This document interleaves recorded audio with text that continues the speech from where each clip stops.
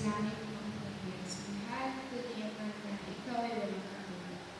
Patuloy na kami nagpapasalamat dahil sa kabila ng aming sitwasyon at aming naranasan ay allow us to be here upang mag-bless kami ng naman ng iyong mga salita. We continue to pray, Panginoon, na allow us, Lord, Lord, and we're also praying, Lord, sa aming store, Lord, ikaw siyang mga sa kanila upang ma-receive na ng aming.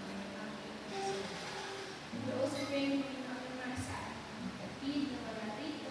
We're praying, Panginoon, na patuloy na ngayong sa ila, Panginoon, ay makaabot kami ng sa and patuloy namin inaasahan, Panginoon, at tinigil, Panginoon, na ang buhay nito ay magiging buhay sa pangalan ni Jesus. Amen. Hinangyayang po ang bawat isa na tumayo sa oras na ito at patuloy natin bigyan ng kapulihan at tunay na pasasalamat ng ating Diyos na buhay. Kaya naman sama-sama natin gawin ang salamat sa iyo, Diyos. Ito, patuloy na kami. Naroon na yung pag-ibig sa ating Father God. Hallelujah. Oh, aking mamasdan at kalawangan. Aking mamasdan at kalawangan. Hindi ko maunawa. Ang iyong dahilan, bakit ako'y hindi mo pinalayan? Di ko kaya isipin, hindi ko kaya sakatin ang pag-ibig mo, na iyong binigay sa akin, salamat. Salamat, O Jesus, sa pag-ibig mo. Walang ibang nagtahan sa akin, katulad mo. Salamat, O Jesus, sa pag-ibig mo. Ako'y magsasaya sa piling ko. Kung aking mamasdan, kalawakan, hindi ko maunawa. Ang iyong dahilan, bakit ako hindi mo pinalayan? Di ko kaya isipin, hindi ko kaya sukatin ang pag-ibig mo, Jesus, na iyong binigay sa akin.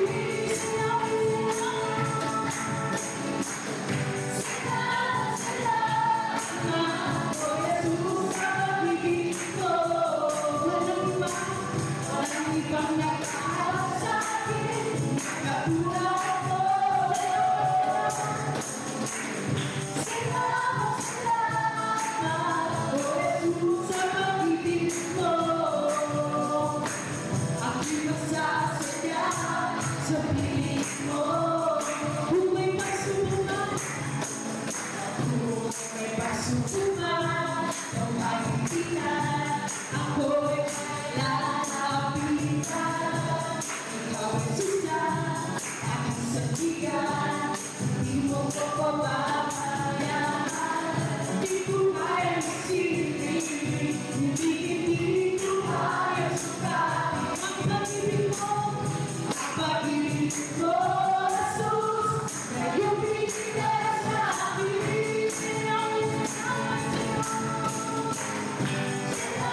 Salamat, O Jesus, sa pag-ibig mo. Walang ibang nagkaharap sa akin, na katulad mo.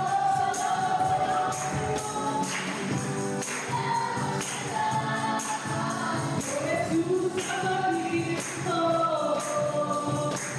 Ako'y magsasaya sa piling ko. Salamat. O Jesus, sa pag-ibig mo. Walang ibang nagkaharap sa akin.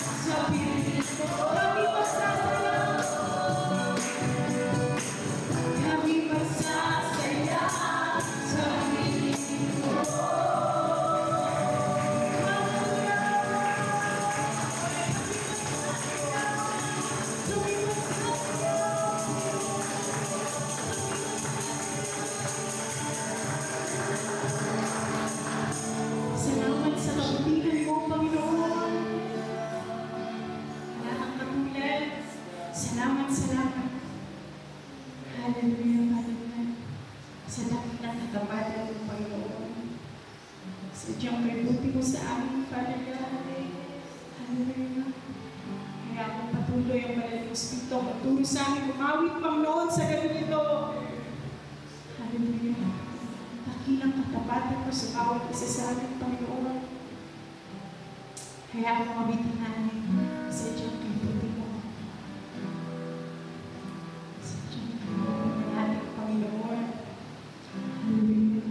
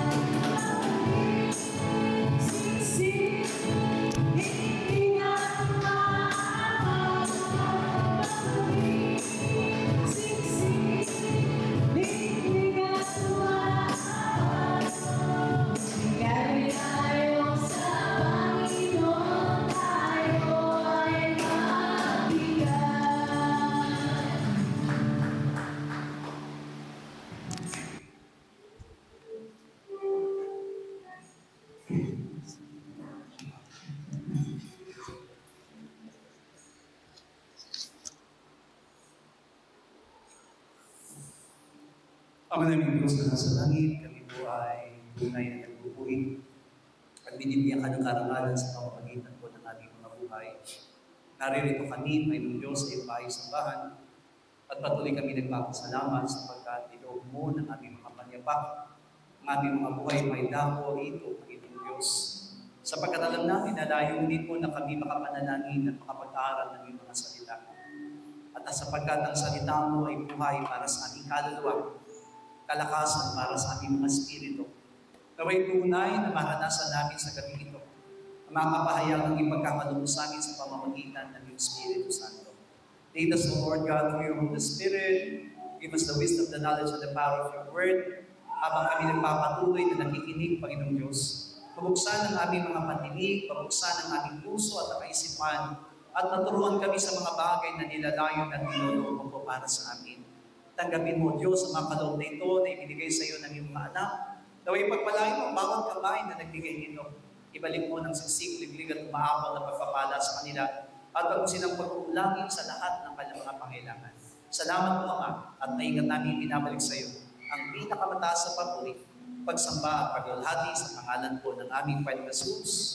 Amen. Palakpakan po namin ang ating Diyos.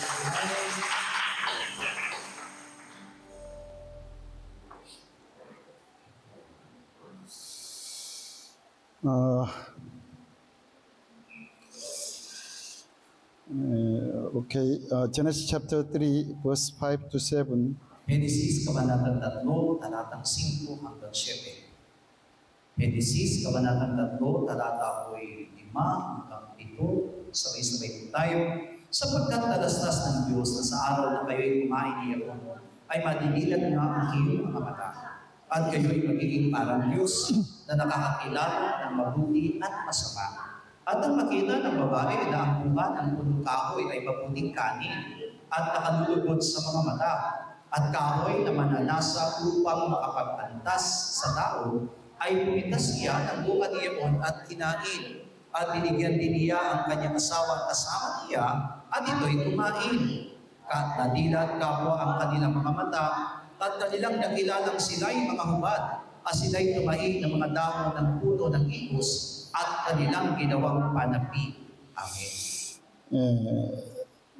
The devil said to Eve and Adam, if you eat the fruit of knowledge of good and evil, your eyes will open and then you will be like God, then knowing good and evil. Ito ang sinabi ng Diablo kay Adan at kay Eva na kapag kinain ninyo ang bunga ng iyan, ang pagkalam ng mabuti at masama, ang iyong mga mata ay mabubuksan at magiging parang Diyos at makikilala ninyo ang mabuti at masama.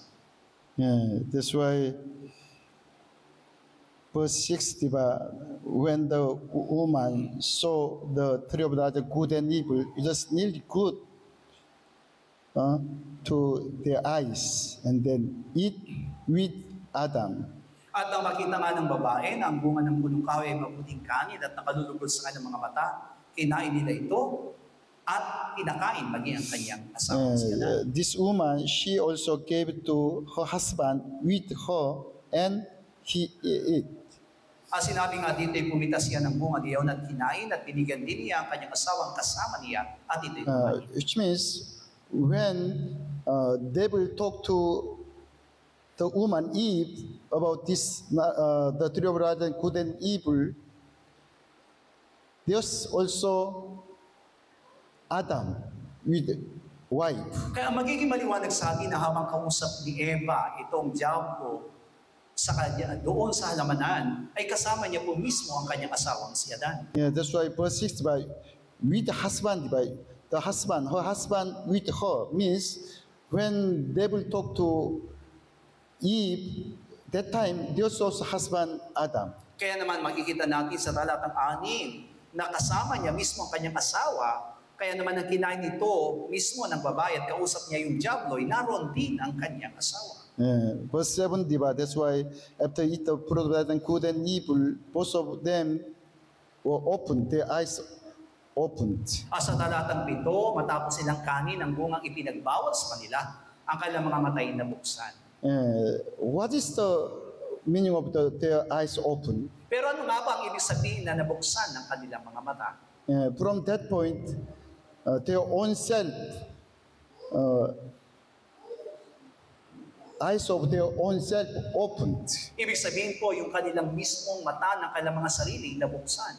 Same time, their spiritual eyes closed to God. At kasabay din po nito ay nasarahan naman ang kanilang mga spiritual na mga mata. That's why it's same, like 2 Corinthians chapter 4, Ikalawang Korinto, kabanatang 4, verse 3 to 6. 3 hanggang 6.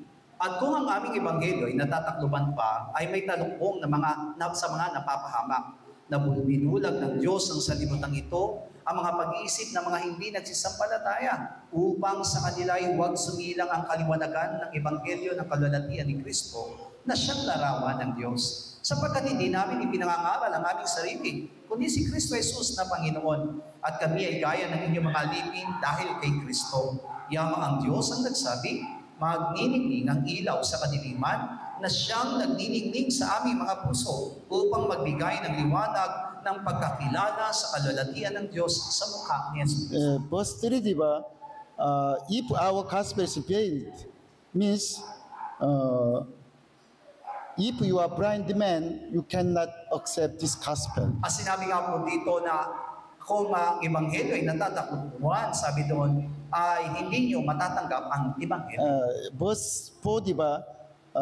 The minds of the God of this age has blind to you. That is devil.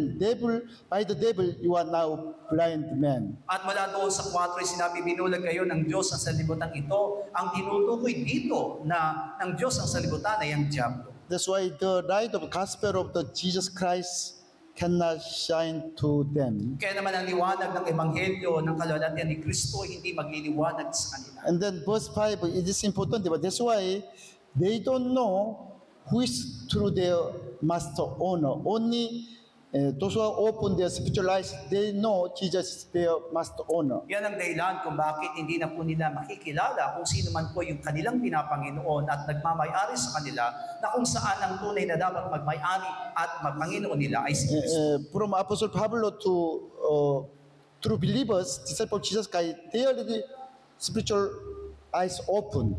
That's why they really believe Jesus Christ, their owner and master. At mula kay Pablo hanggang sa lahat ng mga alagad ng ating Panginoong Jesus ay nabuksan ang kanilang mga spiritual na mga mata, kaya naman kilala nila kung sino ang nagmamay-ari sa kanila at kung sino ang kanilang In the Panginoon. John chapter 3, before they eat the fruit rather than good and evil, they nearly understand, believe God is their master owner. At mula doon sa Genesis kabanatang 3, na bago nila kanin yung bungang ipinagbabawal, kilala nila kung sinong nagmamay-ari at kanilang Panginoon. But after eat the fruit rather than good and evil, and spiritually, when they become blind men, they cannot nearly understand, believe God is their master owner.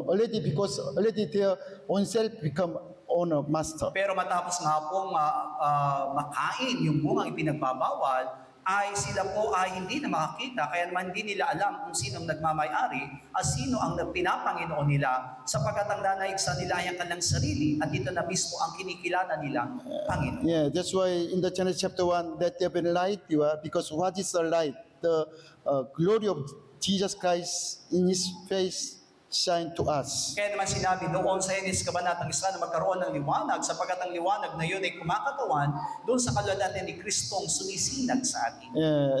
When the glory of Jesus Christ came to us, our spiritual eyes open, and then we can nearly believe the Christ as our master. At kapag dumating sa atin ang kalwalhatiang iyon ng ating Panginoong Kristo, mabubuksan ang ating mga spiritual na mga mata at kikilalanin natin si Kristo bilang ating Panginoon. Yeah, that's why John chapter 1, John chapter 1 verse 5, the light shines in the darkness, but the darkness did not comprehend it. Kaya mas sinabi doon sa 1 kabanatang 1, talatang 5, at ang ilaw ay lumiliwanag sa kadiliman at hindi na pag-unawa ng kadiliman.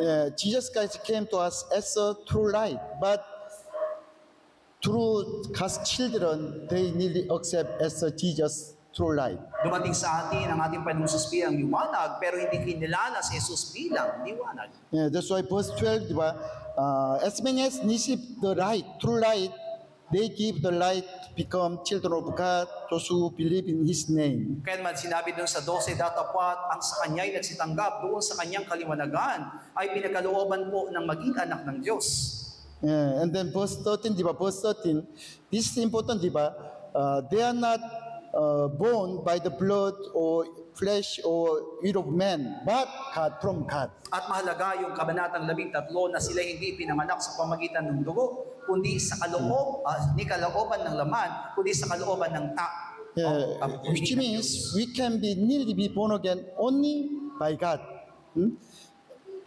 We can only believe in Jesus Christ as a true light only by God. Ibig sabihin, nakapanganak ang muli sa pamamagitan lamang ng Diyos at tayo po'y makakapanalig doon sa ating Panginoon at kikilalanin siya ang kanyang kalalatian sa pamamagitan. Already many times I explained to you, in the book of John, there's 7 signs of Jesus Christ. At nabanggit ko na nga po sa inyo, merong 7 tanda na nakapaloob sa aklat ng Juan. These all signs of Jesus Christ says us the gospel of cross, only gospel of cross. At ang mga tanda na ito ng ating Panginoong Jesus ay tumutukoy po doon sa Ebanghelyo ng krus. Many Jewish people, they are asking Jesus, show to us signs, your signs. But Jesus said, I don't like to show to you other signs. Only I have signs of Jonah. At maraming mga Hudyo nga po ang humahanap ng tanda sa ating Panginoong Jesus. Pero sinabi niya, wala akong may bibigay na tanda sa inyo kundi yaong nangyari kay Jonas. That's why John chapter 9, Jesus Christ opened the blind man's eyes. Kaya naman doon sa 1 Kabanatang Siyam ay binuksan ni Jesus ang mata na bulag ng lalaki. Yeah, verse 1, diba? Jesus saw a man who was blind from the birth. Means, from Genesis chapter 3, already all the men, we are same blind men. Kaya doon sa pagdaraan niya itong lalaking bulag ay mula pa sa kanyang kapanganakan, ito'y tumutukoy doon sa Genesis na matapos po ang pagkain ng bunga, lahat tayo naging bulag. In his ministry of Jesus Christ, 5 blind men's eyes open. 5. Sa ministeryo po na ginawa ng ating Panginoong Jesus, 5 mga bulag ang binigyan muli ng paningin ng ating Panginoon. But this John chapter 9, this blind man is different from other blind men. Jesus Christ already, He knows about this blind man, blind from the birth. Pero alam niyo po ba, nakakaiba ang bulag nito sa 1 Kabanatang Siyam sapagkat kilala mismo at alam ng ating Panginoon na ang lalaking ito'y bulag mula pa sa kapanganakan. Yeah, which means all the men, this blind man, this representative, all the blind men. Kaya nga po magiging maliwanag sa atin ang lalaking tinutukoy dito sa 1 Kabanatang Siyam ay kumakatawan sa lahat ng mga tao bilang bulag. Yeah, in the Bible, book of the John said about you are darkness. The light shine to darkness, but you don't like accept the darkness. Sa Biblia nga po, tanging ang aklat ni Juan ang tumutukoy na tayo'y kadiliman, bagamat lumiliwanag ang liwanag sa atin, ngunit mas pinili natin ang kadiliman. Yeah, please you understand this through John chapter 9. Jesus Christ explained to us, you are spiritually blind man, and then not open your spiritual eyes, you cannot be born again. Unawain natin mabuti ng tinutukoy dito sa 1 Kabanatang Siyam ay tayo na kung saan tayo po ay tinatawag na spiritual na bulag. At kung tayo magiging spiritual na bulag, hindi po natin makikita ang liwanag ng Panginoon. That's why verse 2, diba, they said, Nebi, who sinned, this man or his parents that was born blind? Sa versikulo 2, sinabi nga po ng mga tao, Rabbi, sino ang nagkasala kung bakit ang taong ito ay bulag? Of course, it is true, diba? There's no sickness in the world. People, Adam and commission to God. Totoo naman po na talagang walang karamdaman bago po nagkasala si Adan at si Eva. All the sickness that from sin, diba? Sin. But we have to really understand, not individual sin, Adam's sin. At lahat po ng mga karamdamang yun ay galing mismo sa kasalanan, ngunit hindi ito galing sa isang individual na kasalanan, kundi doon sa kasalanan ni Adan. Yeah, maybe next time, if you have time, I explain to you about the Jewish people's mind, but they are different from the Bible. At may papaliwanag sa atin pagdating ng araw kung ano po yung kaisipan ng mga Hudyo at kakaiba sila sa Biblia. Yeah, because these Jewish people, when they saw this blind man, they said, maybe this man is sinners. Sapagkat sa mga Hudyo nga po, na makita nila yung lalaki na bulag, ang inisip kagad nila na ito'y isang makasalanan. But Jesus wants to talk to us, all the men who came from first man is spiritually blind men. Pero ipinaliwanag mismo ng ating Panginoon Jesus na lahat ng tao ay nanggaling sa unang Adan ay mga spiritual na bulag. That's why verse 3, but verse 3 is not the sin of the parents or himself, but God wants to work, reveal His work. Reveal His work. Kaya naman sumagot si Jesus sa sinabi niya, hindi dahil sa taong ito'y nagkasala ni ang kanyang mga magulang man, kundi upang mahayag ang kanyang mga gawa. What is the works of God? That is salvation, but eternal life through the cross of Jesus Christ. Iba ang tunay na layunin ng Diyos ay ang kaligtasan sa pamamagitan po ng krus, ebanghelyo ng krus ni Kristo. Yeah, that's why Jesus Christ said to us, this blind man represents all the men in the world.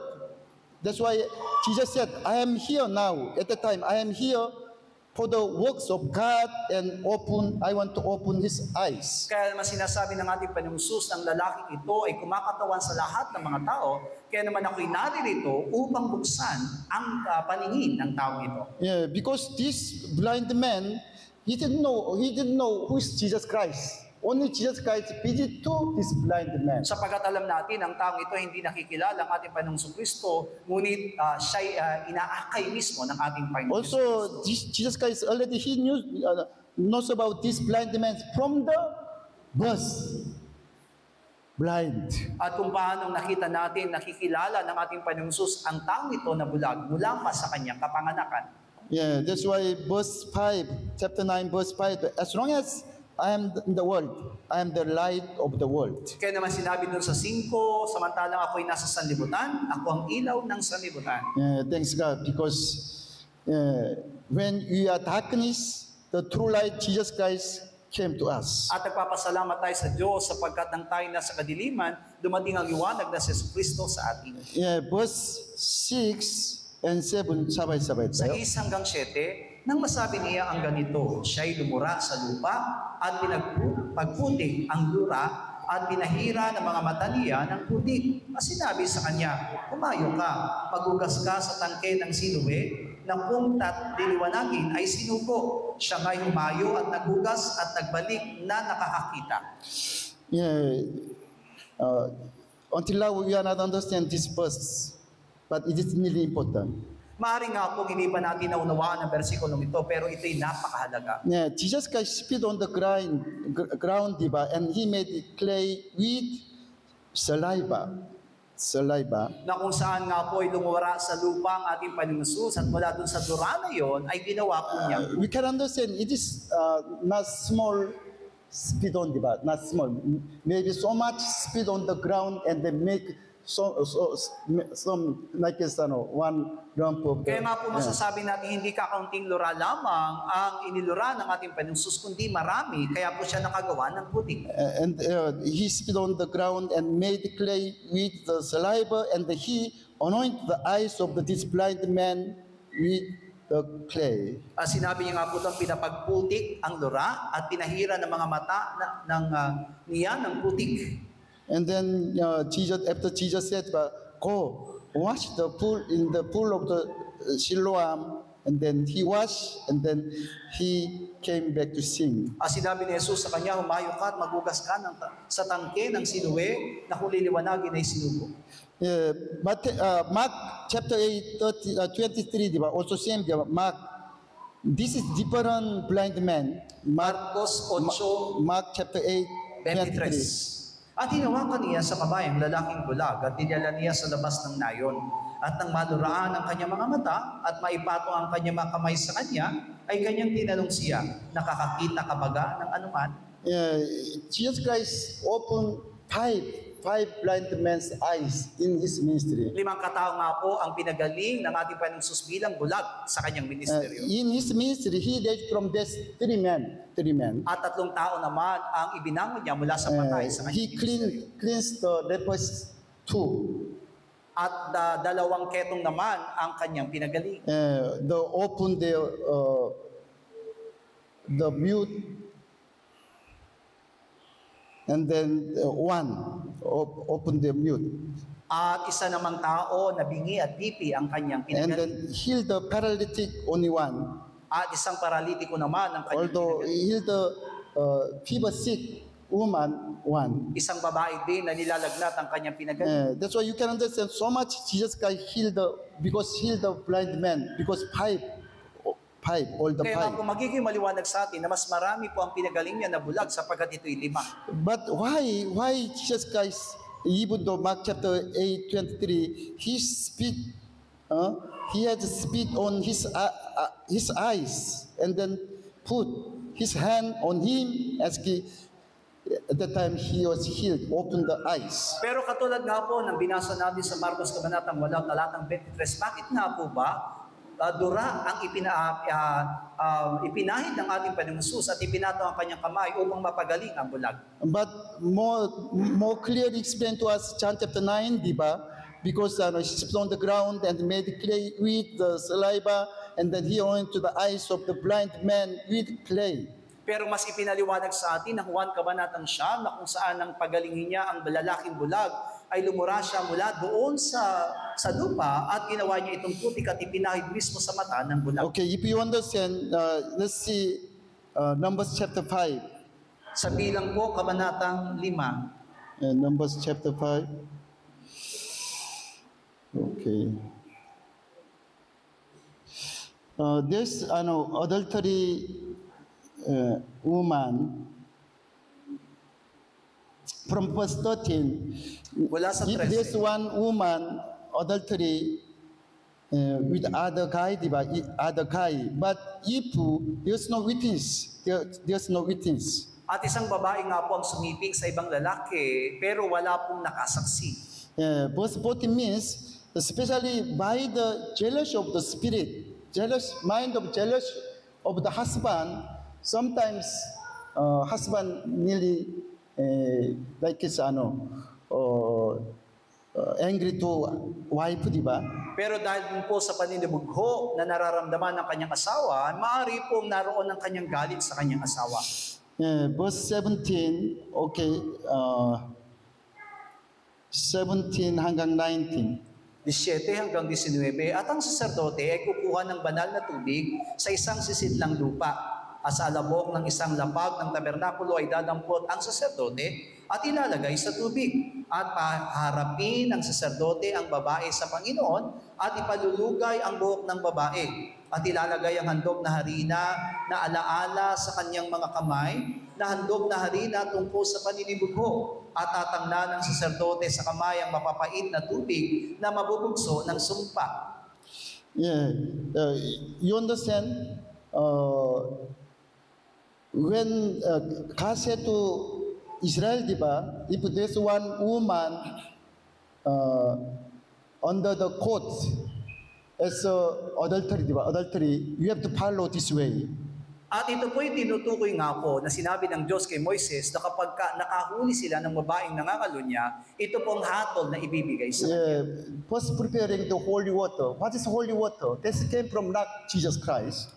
Ang una po ay pahugasan siya doon sa banal na tubig na kumakatawan kay Kristo. And then with the holy water, mix the dust, and then let drink her.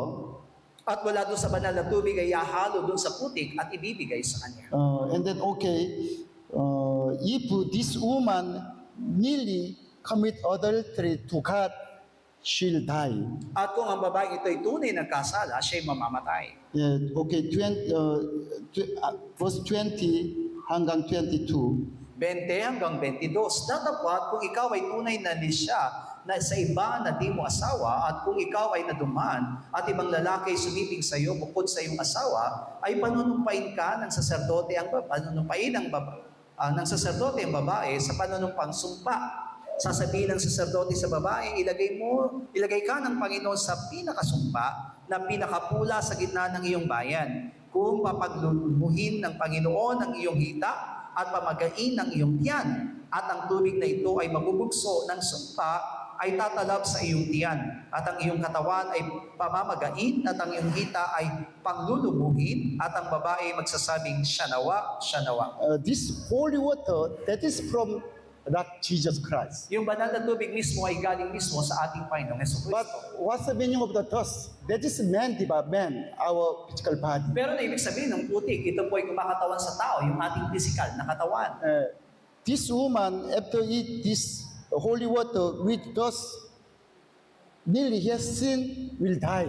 But no sin, she'll alive. Kapag ang babae po ay uminom ng banal na tubig na yon na may putik, at siya'y nagkasala, siya'y tiyak na mamamatay. Kung wala siyang kasalanan, hindi po siya mamamatay. That's why John chapter 3, di ba?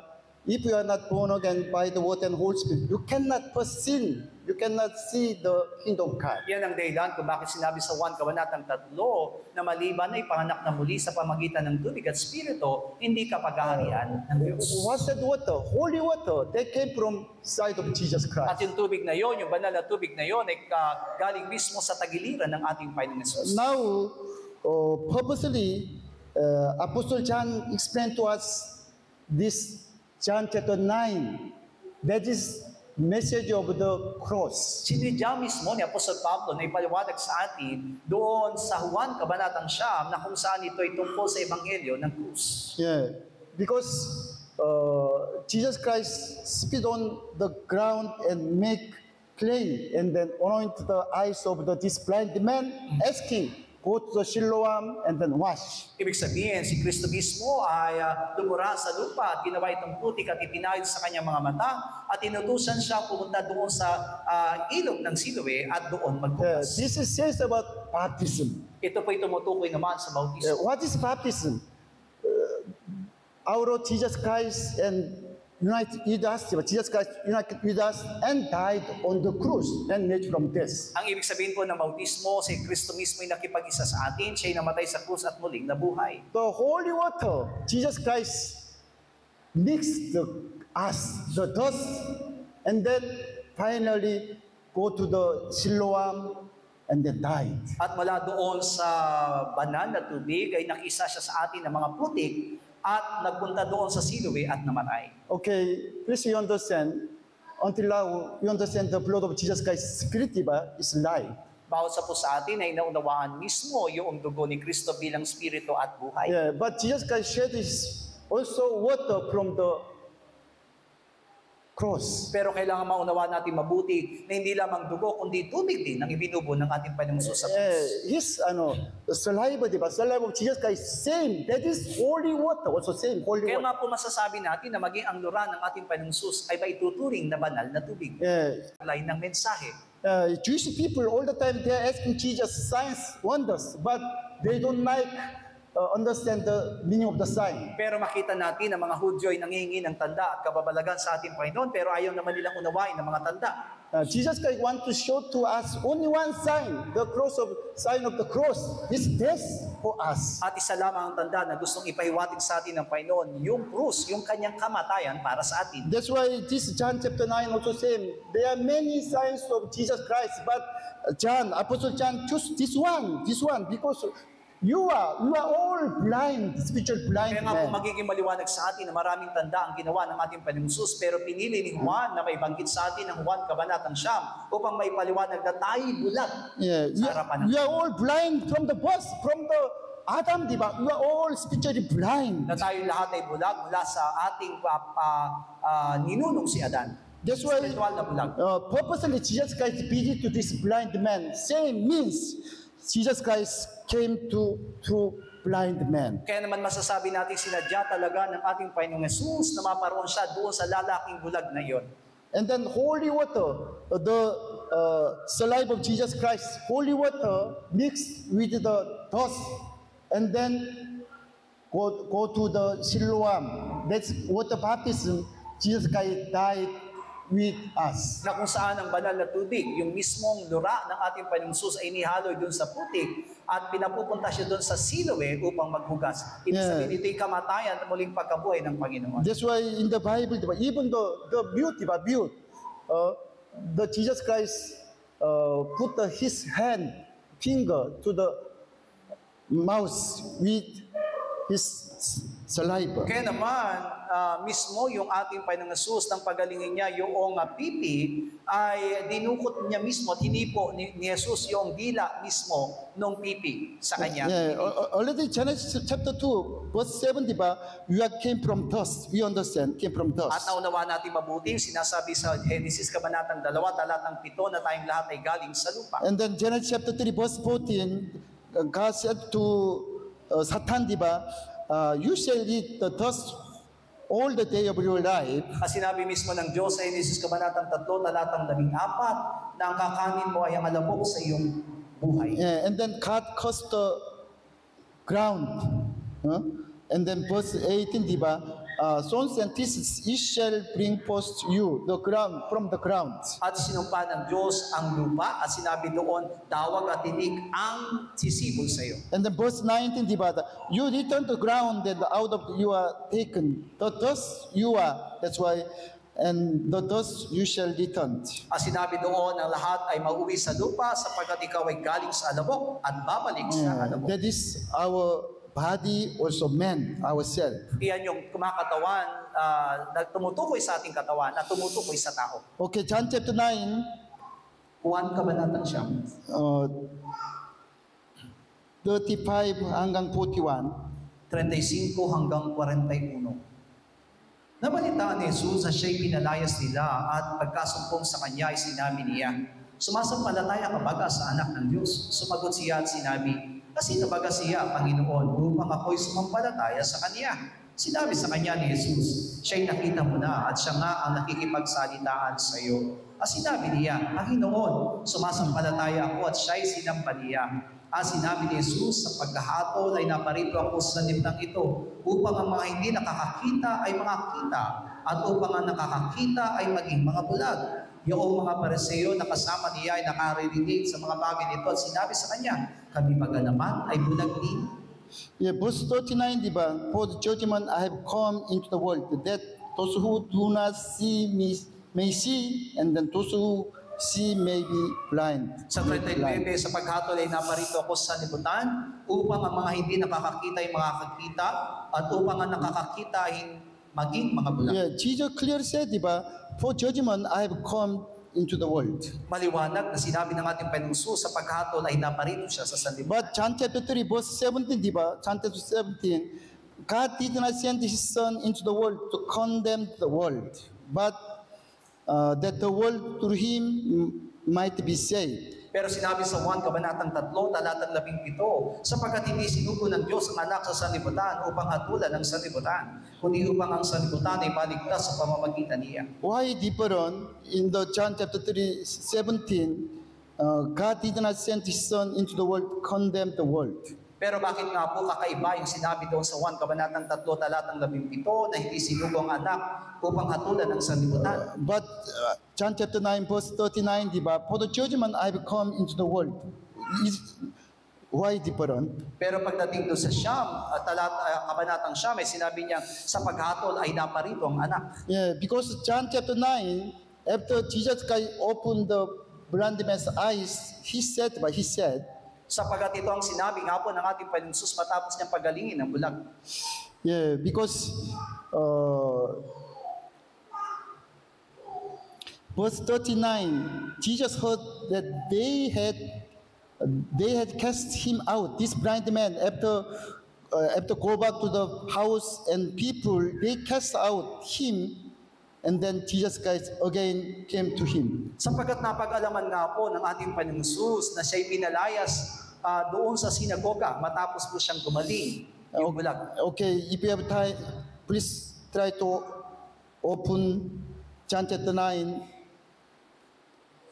Need hold the chapter.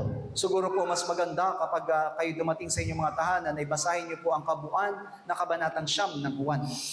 Anyway, Jesus Christ visited to him again. That's why he said, "Do you believe in the Son of God?" Kaya naman na magkita sila muli ng ating Panginoon Jesus, sinabi na ikaw ba ay na sumasampalataya sa anak ng Diyos? Yeah, 36, diba? He said, "Who is he? No, I may believe in him." Sa 36, at sino baga siya, Panginoon, upang ako'y sumampalataya sa Kanya? 37, diba? We have both seen him eat, and then is he who is ego eimi. ego eimi. He said, I am who I am, ego eimi. Sinabi nga sa kanya ng ating Panginoong Jesus, nakita mo na siya nga. And then 38, but he said, but Lord, I believe and I worship you. Doon sa 38, sinabi niya, Panginoon, sumasampalataya ko at siya'y sinampalaya. Yeah, Jesus Christ purposely be to this blind man and open his spiritual eyes, his eyes. Ibig sabihin, sinadya talaga na pagalingin ng Panginoong Jesus ang bulag na ito upang mabuksan ang kanyang spiritual na mga mata. And then, when this blind man cast out from the family, also from the people, diba? From the people, like separate from today, when we are separate from the world, Jesus Christ again visit to him or us. Kung makikita po natin na nasumpungan muli ng ating Panginoong Jesus ang lalaking ito nang siya po ay palayasin mula sa kanyang pamilya, sa kanyang komunidad. At yan din ang nangyari sa atin na tayo po ay nahiwalay na doon sa salibutan. Muli siyang binisita ng Panginoon. Yeah, because first time, these Jewish people asking to parents of this blind man, but these parents, they afraid of the man and then not talking Sapagkat anyone. alam natin na sa mga talata na ito ng Kabanatang Siyam ng Juan ay tinanong mismo siya yung kanyang mga magulang na mga tao tungkol sa pagkabulag ng kanyang anak. Pero naroon ang kanilang takot. Yeah, because parents said, he's already adult. You go to him and ask him. He'll answer to you. Kaya ang sagot po ng mga magulang ay siya po'y nasa tamang edad na, siya na ang inyong tanong. Yeah, because this blind man's parents, they are afraid of the man. They don't like cast out from the peoples. Sapagkat alam naman natin na naroon yung takot ng mga magulang na ito doon sa mga tao at ayaw nilang mapalayas din sa kanilang lugar. But when this blind man said to them, I didn't hurt. The sinners can heal the man. Only not just one who came from God heal the sick. Pero ang sagot nga po ng bulag na ito ay walang sino mang makasalanan na makapagpapagaling na may karamdaman, tanging banal lamang ang makagagawa na makapagpagaling ng may karamdaman. And then this blind man said, do you want to be his disciples? That's why they nearly angry to this blind man. At tinanong ng mga tao, gusto mo bang maging alagad ka rin niya? At ganun na lamang ang galit nila sa kanya. This blind man cast out from the people means today, today through God's children separate from the world is same. Kaya naman, pinalayas po mula sa maraming tao ang bulag na ito na pinagaling ng Panginoon na kumakatawa naman sa atin na hinahiwalay sa sanlibutan. Anyway, after this blind man separate from the religious man, and from the Jewish people, Jesus Christ already again came to this man. Pero matapos nga pong mapalayas ang taong ito mula sa kanyang bayan, ay muli siyang dinalaw ng ating Panginoon. And then Jesus said to him, I am ego eimi, I am your God, true God. At nagpakilala sa kanya ang ating Panginoon Jesus bilang ego eimi na ako ang iyong Diyos. At that time, verse 38, Lord, I believe he can get through pananampalataya, through faith. At mula doon sa 38 ay nagkaroon siya ng tunay na pananampalataya sa kanya. After this one, verse 39, for the judgment I have come to the world, but those who do not see may see, but those who see may blind. Kaya naman sinabi sa 39, sa paghatol ay naparito ako sa sanlibutan upang mga hindi nakakakita ay makakakita at upang mga nakakakita ay maging mga bulag.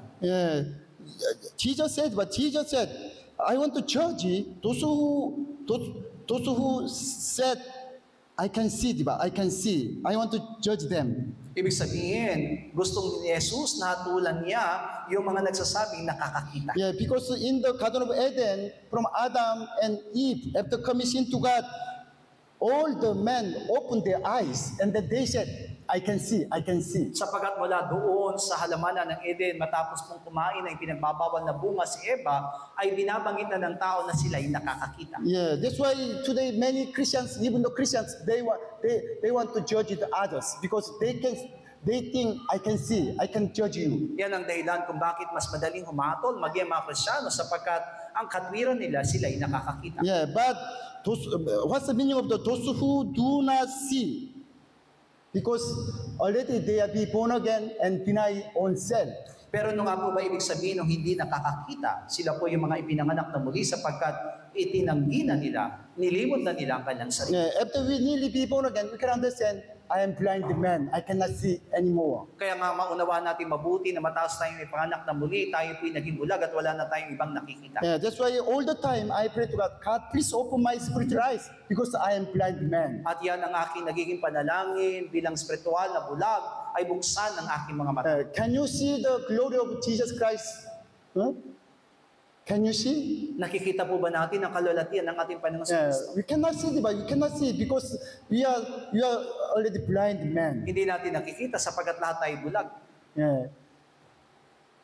But if God's willing, time to time, God will open our spiritual eyes and then we can see the glory of God. Pero kung loloobin ng Panginoon, bubuksan niya ang ating mga spiritual na mga mata at darating ang panahon na makikita natin ang kanyang That is kalwalatian. judgment of Jesus Christ. Diba? Those who do not see may see, but those who see may be made blind. At yan ang paghatol na sinasabi ng ating Panginoon Jesus, doon sa mga hindi nakakakita ay makakita, at doon sa mga nakakita ay maging bulag. Yeah, that's why you can understand from Garden of Eden, from Adam's sin, all the the eyes, our physical eyes open by the devil, and then we think, I can see, I can judge you, because I am master of myself. At wala doon sa alamanan ng Eden, matapos mga po mabuksan ng mga pisikal na mga mata ng mga tao, ay patuloy na silang umahatos sa kanilang kapwa sapagkat sinasabi nilang sila'y nakakakita na at ang kanilang pinapanginoon ay ang kanilang sarili. But after being born again, you can really understand,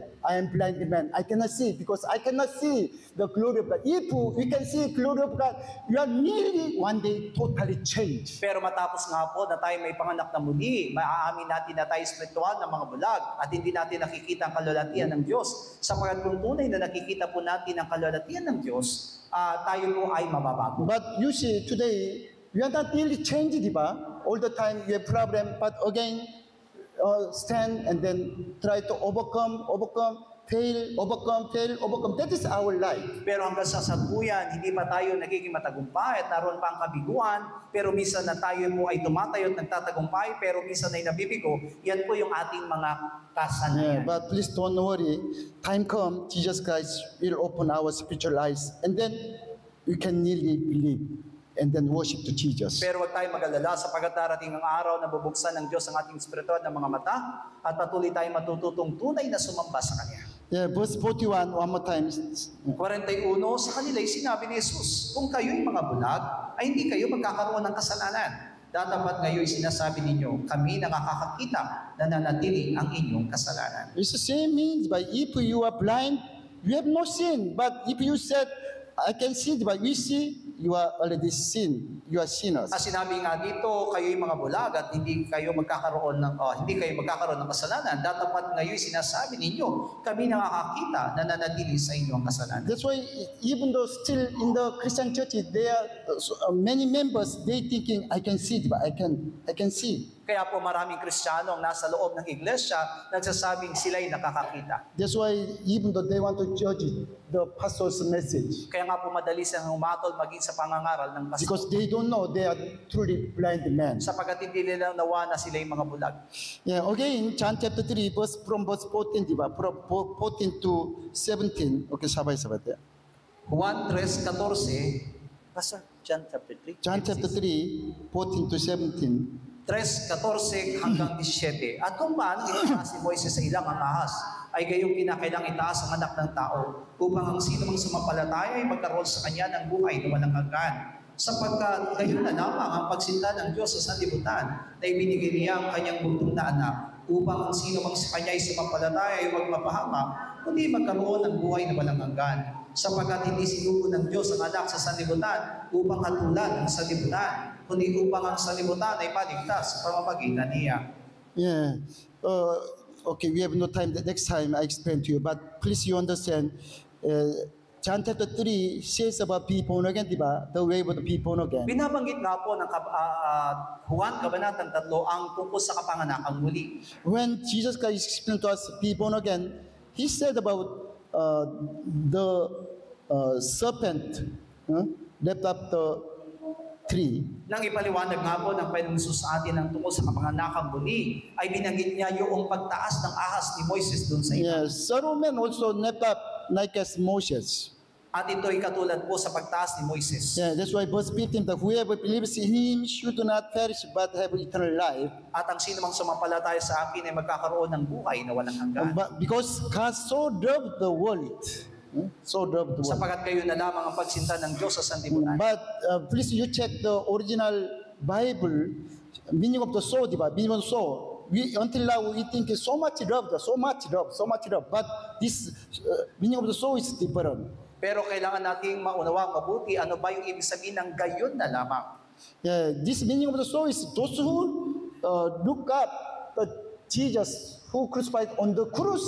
Only God loved them. Sila po yung tunay na kumikilala doon sa pagkapako sa krus ng ating Panginoong Kristo. Sila po yung tunay na minamahal. That's why meaning of the soul, diba? Meaning of the soul is after this manner, in this way, diba? This manner. In this manner means only God loved the world. Those who look at Jesus who crucified on the cross. Yung gayon na lamang na salita ay kumakatawan sa doon sa nararamdaman ng ating Panginoon na pagsinta niya doon sa mga taong kinikilala yung kamatayan ng ating Panginoong Hesus sa krus. Yeah, that's why verse 70, diba? Jesus said, I have not come to the world to condemn the world because what's this world? Already they look up Jesus Christ who crucified on the cross. Sapagkat hindi ako sinugo ng Diyos ng Diyos ang anak sa sanlibutan. Ibig sabihin sapagkat yung sanlibutan na yun ay yung mga kumikilala sa kamatayan ng ating Panginoong Hesus sa krus. Yeah, because these true believers, born again Christians, already be born again Christians, after they look up Jesus Christ who crucified on the cross and then saved. That's why Jesus said, I am not condemned to the world, this world. Yung mga tunay na nananampalataya at kumikilala doon sa kamatayan ng ating Panginoong Hesus doon sa krus, ang siyang tinutukoy ng Panginoon dito na tinatanaw niya. Okay, John chapter 12, again, okay, John chapter 12, Juan 12, from verse 35. 35. Okay, one by one, 35, sabay-sabay tayo. Sinabi sa kanila ni Jesus, kaunting panahon na lamang, sa gitna ninyo ang ilaw. Kayo'y magsilakad samantalang nasa inyong ilaw, upang huwag kayong abuti ng kadiliman. At ang lumalakad sa kadiliman ay hindi lalalaman kung saan siya tutungo. Yeah, again, Jesus said about the darkness and true light, Jesus Christ. Muli kinukoy ng ating Panginoong Hesus dito yung tinatawag na kadiliman at ilaw. Yeah, 36, sabay-sabay tayo. 36, samantalang nasa inyo ang ilaw, ay magsampalataya kayo sa ilaw upang kayo'y maging mga anak ng ilaw. Ang mga bagay na ito'y sinalita ni Jesus at siya'y umalis at nagtago sa kanila. Yeah. Now, Jesus Christ came to us as the true light. That's why those who came to true light, Jesus Christ accept and then give to them light. At dumating sa atin si Jesus bilang tunay na ilaw at ang sino mang lumalapit doon sa ilaw, hindi po sila itataboy, kundi sila po ipalalapit. But those who have a strong old man, Jesus Christ wants to hide from them, hide. Pero doon sa mga tunay na nanaig ang kanyang lumang pagkatao, siya po'y magtatago. Yeah, because already through the prophet Isaiah, God said to Israel people, Sapagkat sinabi mismo ng Diyos sa mga Israelita sa pamamagitan ni Isaiah. Verse 37, diba? Because after many signs of Jesus Christ, they saw, but they did not believe in Jesus Christ. Sapagkat sa kabila po nang nakita nila mga tanda sa ating Panginoong Hesus, hindi pa rin sila nagsasampalataya. Yeah, that's why verse 38, diba? This word of Isaiah prophet might be fulfilled. That's why Jesus Christ hid himself. At doon sa 38, sabi niya, upang maganap ang salita ng propeta Isaias na sinalita nila sa Panginoon na siya po ay hindi nahayag. Yeah, okay, 38, sabay-sabay tayo. 38, upang maganap ang salita ng propeta Isaias, sa kanila'y sinalita, Panginoon, sinong naniwala sa aming balita at kanino nahayag ang bisig ng Panginoon? Yeah, Isaiah said, diba, the arms of the Lord be revealed, but also hide to the other person. Sinabi mismo ni propeta Isaias na nahayag ang pagganap ng Panginoon, ngunit walang naniwala.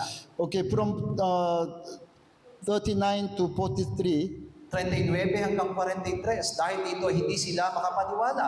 Sapagkat muling sinabi ni Isaias, pinulag niya ang kanilang mga mata at pinatigas niya ang kanilang mga puso. Baka sila'y makakakita ng kanilang mga mata at makakaunawa ng kanilang puso at makabalik loob. At sila'y mapagaling ko. Ang mga bagay na ito'y sinabi ni Isaias sapagkat nakita niya ang kanyang kalwalatian at siya'y nagsalita ng tungkol sa kanya. Gayunman, maging sa mga pinuno ay maraming nagsasampalataya sa kanya. Tatapad dahil sa mga Pariseo ay hindi nila ipinahayag. Baka sila'y mapalaya sa sinagoga. Sapagkat iniibig nila ng higit ang kalwalatian sa mga tao kaysa kalwalatian ng Diyos. We can understand through Isaiah, God said to Israel people, when true light Jesus came to the world, He revealed His true light to be born again Christians, but to the others, He'll hide. Sinabi mismo ng ating Panginoon na kapag inihayag ng Diyos sa lahat ng mga may pinanganak na muli, ihahayag niya ang kanyang kaliwanagan. Pero sa mga hindi pa na ipanganak na muli, ito'y ikanyang itatago. Yeah, because today many people, they are asking Jesus signs and wonders, but they are not accept Jesus as a true light and their honor. Sapagkat marami mga tao ngayon ang hinahanap sa Panginoon ay mga tanda at kababalaghan, pero hindi naman nila inaangkin ang Panginoong Jesus bilang Panginoon at nagmamayari sa Like as verse 14, but they love the praise of the man, but not praise of God. Kaya naman sinabi doon sa 43, mas nais nila ang kalalatian ng tao kaysa sa Diyos. That is our old man, ourselves. Yan ang ating lumang pagkatao. Our old man want to respect from others. Na ang lumang pagkatao natin, hinaangad natin yung paghanga ng Our old man want to glorify from others, not to glorify Jesus ng ating lumang Christ. pagkatao, hinahanap yung karangalan sa mga tao. That's why we can understand those who have a strong old man, Jesus Christ, true light Jesus Christ want to hide from them. Kaya naman doon sa mga nananig, ang lumang pagkatao ay itatago at ng Panginoong Jesus ang kanyang sarili sa kanila. But those who really came to Jesus Christ, who crucified on the cross, and then look up Him, God want to reveal. Jesus Christ Pero reveal sa mga true light to them. kilala, doon sa kanyang kamatayan, doon sa krus, siya mismo ay magpapahayag sa kanila. Okay, we have no time. That's why I'm going to explain to you.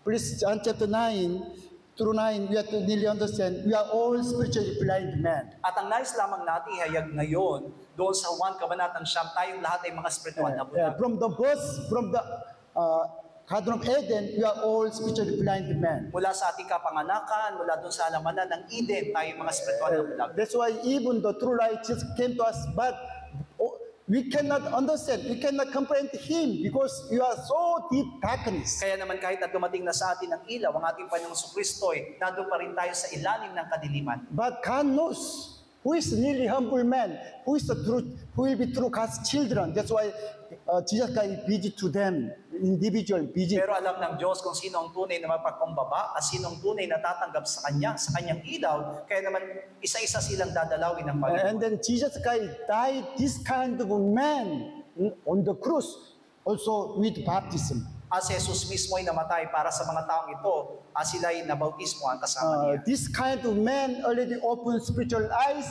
and then they will be judged. At ang mga taong ito ay nabuksan ng kanilang mga spiritual na mga mata at kaya naman hindi sila madaling humatol. From Garden of Eden, already we open these physical eyes to the sin. Mula doon sa halaman ng Eden ay nabuksan ng ating mga pisikal na mga paningin sa kasalanan. But by the devil, already we become blind man, di ba? Blind man, the God of the age, the devil. At sa pamagitan nga po ng Diablo, tayo po ay naging mistulang bulag mula doon sa kapanahonan niya. That's why our God sent to us Jesus Christ as a true light. Kaya naman ipinadala ng Diyos si Kristo bilang tunay na And ilaw. then true light, Jesus Christ visit the sign to us, and then we accept Him. At ang tunay na ilaw na yun ay dumalaw sa atin upang siya ay ating That is be born again. Iyan ang sinatawag na That's why kapanganakan muli. without the message of the cross, there's nearly be born again. Kaya nga kung wala ang mensahe po ng krus ay wala pong may papanganak na. That's why John chapter 9, John chapter 9, the holy water mix the dust, and then together, unite together, died in the Siloam. At mula doon sa 1 Kabanatang Siyam, yung banal na tubig ay naihalo doon sa putik at mamamatay doon sa Siloé. Without death of Jesus Christ, there's no salvation. At kung wala ang kamatayan ng Kristo, ay wala po tayong kaligtasan. That's why we have to need to overcome ourselves, all the men. Kaya naman kailangan natin mapagtagumpayan ng ating lumang pagkatao. Okay, don't worry. Next time in the Karangnan, I explain to you some At more. may papaliwanag din ito pagdating ng araw natin doon sa Karangnan. Yeah, okay. Anyway, this time you understand. All the time also you pray, Father, please open my spiritual eyes. Let Pero me see. ang maging panalangin na lamang natin ay mabuksan ang ating spiritual na mga mata. Let me see. Let me see the glory of Jesus Christ. Na makita natin ang kalwalhatian ni Yesu Kristo. Yeah, let's shout 3 times all together. Let's pray. Oh my soul, overcome at tayo po'y manalangin. Oh my soul, overcome. Oh my soul, overcome. Oh my soul, overcome. 하나님 아버지 역사하여 주어 도와주시옵소서. 아버지 말씀이 내게 우리에게 깨닫기를 원합니다. 내게 우리에게 임하기를 원합니다. 주여 예수여 도와주시옵소서. 아버지 우리 온전히 거듭나기를 원합니다. 우리의 영혼 열리기를 원합니다. 우리의 영혼 열리기를 원합니다. 주여 예수여 도와주시옵소서. 주여 도와주시옵소서. 주여 도와주시옵소서. namin bilang nagmamayari sa aming mga buhay. Huwag mo hayang manaig ang aming lumang pagkatao. Huwag mo hayang manaig, Panginoong Diyos, ang kadiliman sa aming mga buhay. Magliwanag kang patuloy sa aming Panginoon at patuloy naming maranasan na ikaw lamang ang Panginoon na siyang tunay na maghahari at gagawa sa amin, Panginoong Diyos. Buksan mo ang aming mga spiritual na paningin, Panginoong Diyos, sapagkat kami naging bulag. Buksan mo ang aming mga spiritual na paningin upang kami patuloy na makakita ng kaliwanagan. Buksan mo ang aming mga spiritual na paningin upang ikaw ay aming makilala ng lubusan at ikaw lamang ang tunay na manaig at maghari sa buhay ng bawat isa sa amin. Huwag mo kaming pababayaan, Panginoong Diyos. Hayang ikaw lamang ang manatili na laging gumagabay at tumutulong sa amin sa pamamagitan ng iyong mga salita. Salamat sapagkat sa pamamagitan ng iyong salita, Panginoong Diyos, ay patuloy kami natututo, patuloy kami nabubuksan, at patuloy namin natututunan ang lahat ng bagay na niloloob at inahangad mo para sa amin. Katulad ng lalaking bulag na iyon, Panginoong Diyos, na walang takot na sumampalataya sa iyo, ganyan din ang gawin mo sa amin. Ayaw mong walang takot na sumampalataya kami sa iyong dakilang kabanalan, sa iyong atwiran at kalooban, Panginoong Diyos, upang ikaw lamang ang aming papagalingin. Ikaw lamang, O Diyos, ang masunod at gumawa sa buhay ng bawat isa po sa amin. Buksan mong lagi kami, Panginoong Diyos, at patuloy na matuto kami at gawin namin ang lahat ng nilalayon at niloloob mo para sa aming mga buhay. Ang nais namin maging marapat sa iyo. Ang nais namin patuloy na magliwanag, Panginoong Diyos, ang iyong ilaw sa buhay ng bawat sa amin, sapagkat ikaw ay dumating bilang ilaw. Kaya naman papagliwanagin mo ang ilawang ito sa aming mga buhay. At ikaw ang tunay na makita at ikaw ang tunay na matanaw sa buhay ng bawat sa amin. Kaya mo makakita kami, Panginoong Diyos, ng liwanag mo. Makakita kami ng mga bagay na hinahangad mo para sa amin. At ikaw lamang ang kilalanin namin ang iyong kamatayan, ang iyong muling pagkabuhay, Panginoong Diyos, ang tunay namin kilalanin sa buhay ng bawat sa amin. At inaangkin namin na sa pamamagitan ng aming na pag-aaralan, lalago at titibay kami sa aming pananampalataya. Salamat po aming Diyos sa pangalan ng aming Panginoong Jesus. Amen. All together, Lord's Prayer. Ama naming nasa langit, sambahin nawa ang pangalan mo. Ikaw nawa ang maghari sa amin. Sundin nawa ang iyong kalooban dito sa lupa tulad ng sa langit. Bigyan mo po kami ng pagkain kailangan namin sa araw na ito at patawarin mo po kami sa aming mga kasalanan tulad ng aming pagpapatawad sa mga nagkakasala sa amin at huwag mo kami iharap sa mahigpit na pagsubok kundi ilayo mo po kami sa masama sapagkat iyo ang kaharian at ang kapangyarihan at ang kapurihan magpakailanman. Amen. God bless you. See you on Lord's Day.